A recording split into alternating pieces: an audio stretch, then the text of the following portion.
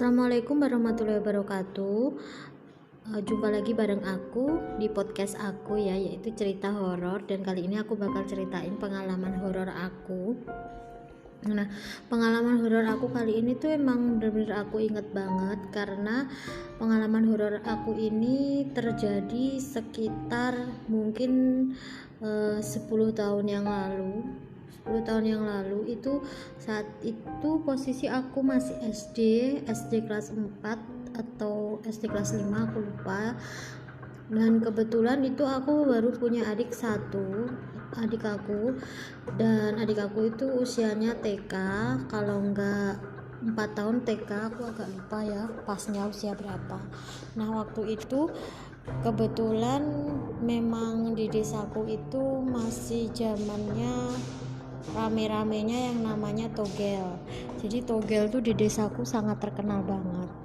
Nah, pas waktu zaman itu juga, mungkin sekitar tahun 2003 atau tahun 2004 ya mungkin, itu ada salah satu tetangga aku di desaku ini, dia itu bandar togel. Jadi dia itu yang jualan togel itu, juragannya lah ya bisa dibilang, dan sudah beberapa kali juga keluar masuk penjara sampai jualan sembunyi-sembunyi. Nah, pekerjaannya dia selain bandar togel itu, dia itu biasanya selalu nyetrum di kali. Jadi cari ikan di kali, di sungai itu dengan cara disetrum, bukan dipancing. Karena di desaku saat itu emang lagi ngetrennya banget cari ikan dengan disetrum.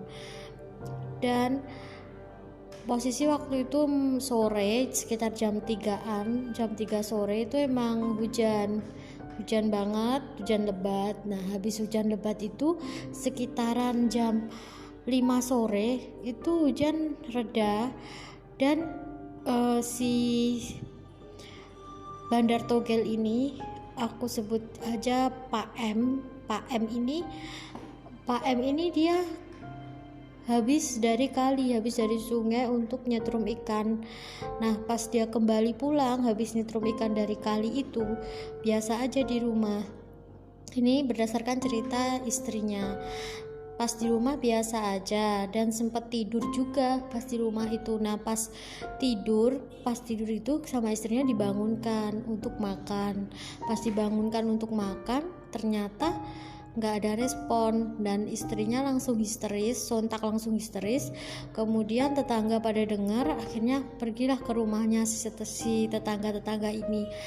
Nah, pas waktu nyampe ke rumahnya si Pak M ini, Pak M ini posisi udah nggak sadar, tapi masih ada detak jantungnya. Istilahnya mungkin itu saat beliau sakaratul maut atau bagaimana, aku juga nggak paham. Dan aku waktu itu sempat lihat, dan posisi waktu itu ayah aku itu dia juga ke situ, dan pas ke situ juga tuh dengan aku dan ibu aku pikir pingsan atau gimana, jadi aku ingin lihat.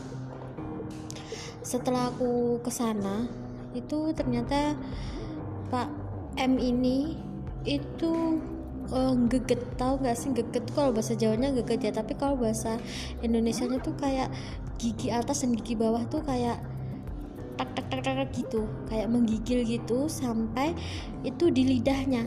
Jadi lidahnya tuh menjulur, lidahnya melet, giginya tuh tak gitu di lidahnya itu. Nah, takutnya para tetangga itu nanti kepotong lidahnya kalau digeget-geget terus, kalau digituin terus tuh takutnya kepotong, kan itu kan kayak orang kedinginan, kayak orang menggigil gitu. Sampai dipanggilkan mantri atau dokter, aku lupa, pokoknya dipanggilin mantri mau dicek. Nah, pas mantri belum datang itu, ayah aku pas waktu itu juga dia naruh tangannya ke giginya itu. Pertamanya naruh sendok, tapi sendok lama kelamaan tuh bengkok saking kencengnya itu gegetnya itu. Akhirnya karena bingung, dikasih jari ayah aku atau jari tetangga aku agak lupa, dikasihlah ke antara gigi atas dan gigi bawah, sampai jarinya itu juga berdarah gitu karena digigit-gigit itu. Nah, setelah mantri datang, dilepaslah jari yang di tengah gigi atas dan gigi bawah itu dilepas jari ayah aku.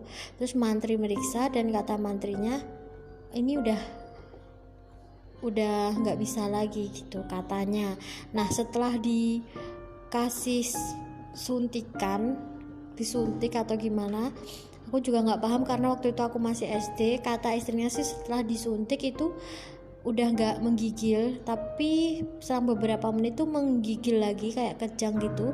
Habis itu setelah kejang langsung sek gitu, langsung udah nggak kejang lagi, diem. Dan pas diperiksa sama mantrinya itu udah nggak ada. Nah, kalau kata mantrinya itu sih katanya serangan jantung. Tapi kalau kata orang zaman dulu itu masuk angin duduk katanya. Tapi aku juga nggak tahu yang bener yang mana ceritanya tuh nggak tahu. Ya mungkin kalau menurut aku sendiri sih itu emang serangan jantung ya, karena kan dia habis dari kali, habis dari sungai nyari ikan dan posisinya tuh nyetrum. Kalau nyetrum kan kita nggak mancing ya, jadi kita tuh dalam air pakai alat setrum gitu buat ambil ikannya kesedot ke alatnya itu kan. Mungkin masuk angin atau gimana karena posisinya pas hujan-hujan. Nah, terus karena udah nggak ada, akhirnya istrinya sama keluarganya nangis-nangis. Pas waktu itu seketika itu juga aku melihat dimandiinnya, jenazahnya dimandiin sampai mau diberangkatkan ke kuburan tuh aku lihat semuanya. Nah, pas waktu aku lihat itu aku juga biasa aja, nggak ada pemikiran gimana-gimana, sampai akhirnya pas mau diberangkatin jenazahnya ini ke kuburan itu lumayan cukup jauh dan itu digotong pakai pakai kalau bahasa Jawanya pandoso ya, kalau bahasa Indonesianya apa ya, pokoknya pandoso itu digotong. Nah, pas di tengah perjalanan itu jadi di desaku ini ada yang namanya pohon asem besar banget.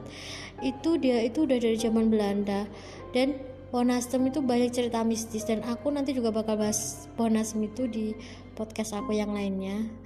Nah, itu pas ngelewatin pohon asem, jadi yang namanya pandoso itu kan terbuat dari besi ya, apa sih namanya itu, pokoknya itu terbuat dari besi dan itu patah dan kata orang-orang yang ngangkat jenazahnya itu langsung kaget, loh ini tuh besi kok bisa patah, kecuali kalau dari bambu atau dari kayu itu kalau patah bisa aja ya, tapi dari besi nggak mungkin bisa patah, apalagi kan jenazahnya juga nggak seberat batu gitu.